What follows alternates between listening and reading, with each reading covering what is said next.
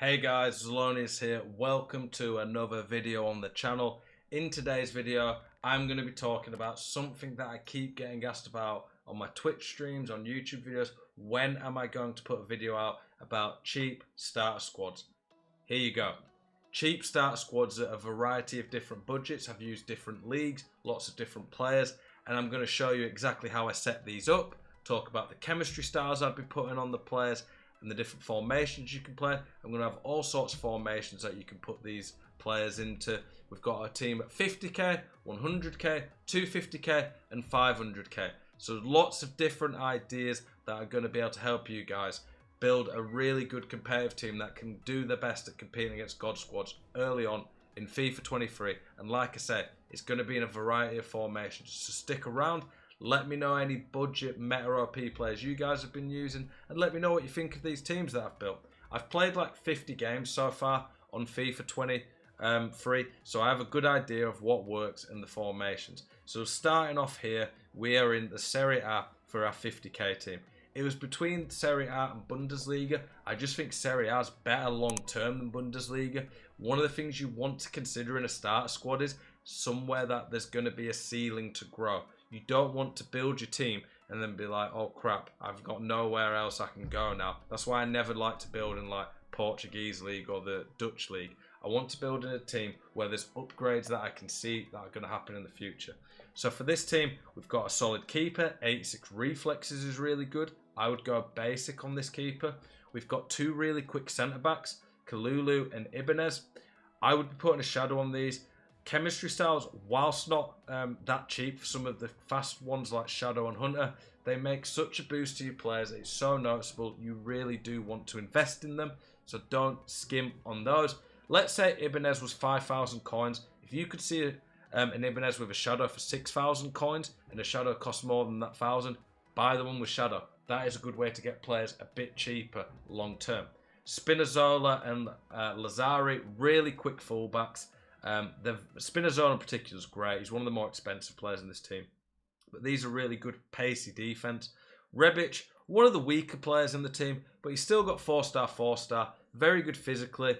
The big issue with Rebic is he is a little bit bad on the ball, but it's not unusable. He's quick, very good finishing. Passing's definitely good enough to get by. But you do have to remember, in cheap budget teams like this, there's going to be some deficiency somewhere. There's going to be some weaknesses. He also has the outside the foot shot trait. If you saw my YouTube short earlier, they're OP right now. The strength of this team really is in the midfielders though. Tonali and McKennie. Absolute beasts. I would probably be putting a shadow on both of these. This is going to be a more defensive minded team at this point of the game. Simply put, at this point of the game, players are not going to, at 50k budget, going to be insanely well-rounded. But these two are genuinely really good midfielders across the board. 4-star weak foot on Tonali, 3-star on McKennie. Very good physical. This is, honestly, for a 50k budget team, to get those two in is amazing. I would go a shadow on these two. If you want them to be a little bit better on the ball, you could go an Engine or a Hunter, but I don't want Hunter really because I don't think that they're going to be that good going forward. I'd be putting Hunter on Rebic. Lozano, absolute pace out wide. Really like having that. The weak foot's an issue, but like I say, you're going to have some issues. Probably a Hawk or a Hunter. Maybe even a finisher on Lozano. A finisher probably would be great. Gives him max agility, pretty much max dribbling, 92 finishing. Fixes a lot of his issues. Then up front, we've got Correa and Muriel. Correa's nowhere near as good as Muriel, but there's not 10 Muriels going everywhere. This Muriel, insane. Hunter on him. He's already up there for a top tier cold card, really. Insane value for this guy. So this is how I'd set it up in the 4-4-2. For the 4-2-3-1, I would set it up like this. I would be putting Muriel there. Obviously, I want my CDMs there. I'd be putting Rebic as the Ram, so he can use his outside the foot shot trait. And then Lozano at Lamb. Burner out wide. That's how I'd set this up for the 4-2-3-1. Can you go in the narrow in this formation? I think potentially you could. I definitely think Rebic is usable as a midfielder. Even though he's not got good defending, he's very good physically. I would probably put Lozano up front on the right side so he can use outside the foot shots. And then, honestly, McKennie and Tonali, It depends really what you want from your midfielder. I would be happy with either of these. Tonali's got the 4-star weak foot, but you can choose who you want. Correa, he's just a bit better all round than Lozano as an attacking midfielder, so I would put him there. But you can start in 4-4-2 to get the full chemistry for this team. So that's where you start, and just make sure you buy the position modifiers to get them full chem. Let's look at the 100k team now. 100k team, big upgrades across the board for the most part here. We're going to La Liga. La Liga for me is probably the best league across various budgets. It's got a much higher ceiling than Serie A. I do think the best league altogether is the French league in terms of the top tier cards. You've obviously got your Mbappes, your Neymars, Hakimi's, players like that, and also some very good icons. Not icons, heroes, but it's just not very good for a low budget. So we're in La Liga here. Now this team again can play a variety of formations. We are going to be going with two absolute units at centre-back. 6'4" behemoths, Araujo and El Yamik. Araujo, not as quick as the centre-backs in the last team, but a really good card that plays really well. Look at the jumping on these two. 6'4" with 87 jumping and 90 jumping. These two are going to score you goals and corners. They're going to make it very hard to cross against you.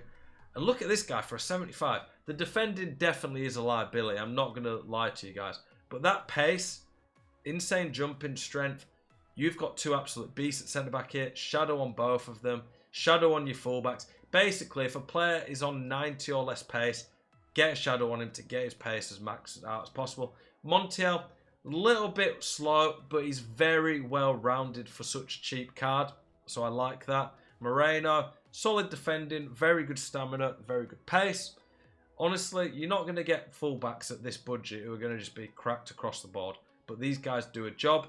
Two very good midfielders. Lamar, very quick. Lacks the defending and physical of some of the better midfielders. You could swap him in with Frank Kessie. Frank Kessie's more of the defensive-minded one. So I do have like options you can swap and change in this. Pedri, underrated honestly. I feel like his strength is pretty decent at 70 for the rest of the card.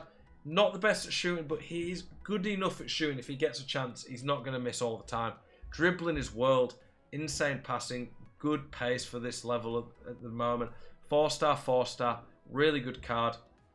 Rafinha, really good card as well. Bit expensive. You could swap him for other cards. And obviously, long term, you've got the option to upgrade someone like Ousmane Dembele. 4-star, 4-star. I would be putting a Hunter on him. I would probably be putting a Hunter on Pedri just to get that shooting to a usable bit. And he is going to be really good going forward.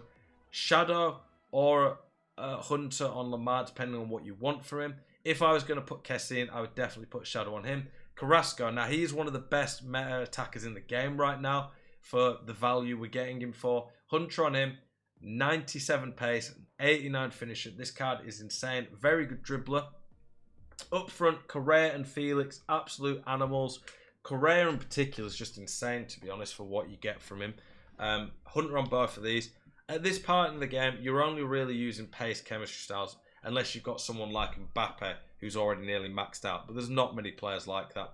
So that's how I'd set it up in the 4-4-2. If we went to the 4-2-3-1, we'd be looking at something like this. We're going to put Correa up front, I think. He's more of the target man. Felix is going to be our cam. Rafinha is going to go at Lam. This year we want left footers on the left side, right footers on the right, so they can cut in and do outside the foot shots. And then there, I honestly think Kessie might be better in this team. It's very close. It really depends what you want. These are some options you can upgrade to along the way, and obviously there's some great La Liga defenders. If you really wanted to go 3-5-2, you could have done that in the last team as well with Spinazzola out wide, by the way. You're going to have it like this. I'm going to be putting Carrasco in the middle. He's just a better all-round card, I think. I would be putting there. You could swap for different fullbacks who are going to be better across the board playing out there. But this is just for the versatility in this team. I'm going to put Araujo in middle because he's the slowest out of everyone. In the 3-5-2, you do want the slowest centre-back in the middle. And then, of course, you have the we've already done the 4-2-3-1. You have the narrow.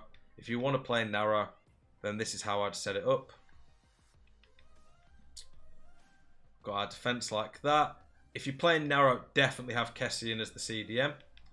Rafinha, I'm probably going to put there it's close between him and Carrasco, but they both really can't defend that well. But I'd be putting him there. I think Carrasco's just the better card, and then your strikers play how you want. Let's go look at the 250k team that we've got. 250k team. Now, this is a huge step up, but it is 2.5 times the budget. We are getting 2 ridiculously good centre-backs now. Look at the defending on these boys. Defending is a really relevant stat this year, particularly defensive awareness. I really love the centre-backs in this team.